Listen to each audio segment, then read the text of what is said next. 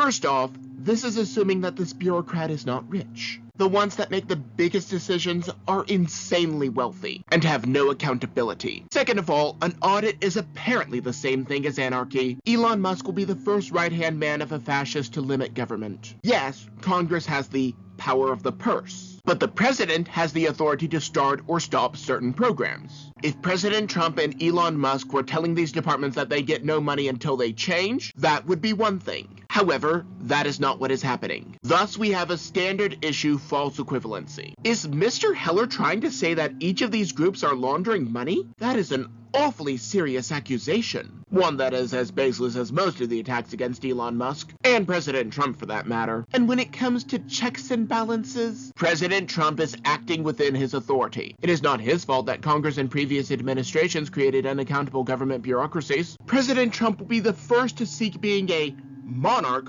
while wanting to limit government. Liberals are talking out of both sides of their mouths on this one. If President Trump is a fascist dictator who wants to control everything, he cannot also be attempting to dismantle the government from the ground up. They cannot have it both ways. So those transgender operas and cookbooks are related to international aid.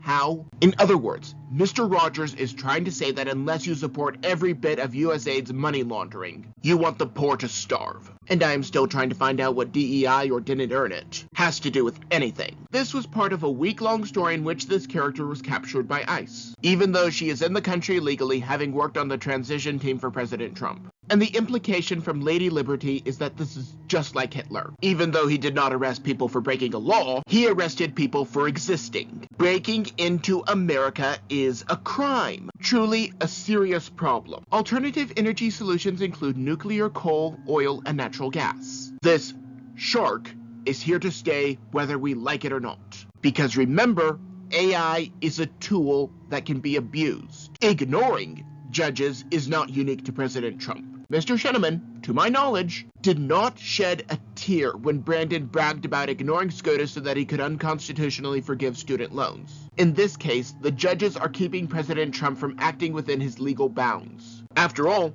he is the head of these agencies and is not asking them to do anything illegal. Either way, this is going to end up in the Supreme Court. This cartoon is just a pathetic excuse for an argument, as it is an obvious straw man. Witches were accused without any credible evidence. Federal employees were using tax dollars to fund unconstitutional and pet projects. This is well documented. Notice that the federal agents are saying that cutting funding is wrong, not calling what Doge is reporting a lie. That is an important distinction. So this kid cannot survive without a transgender opera or comic book? Mr. Anderson really needs to get his facts straight and sort out his priorities. Maybe if USAID was only focused on aid rather than unconstitutional or pet projects, Elon Musk would have left it alone. Okay.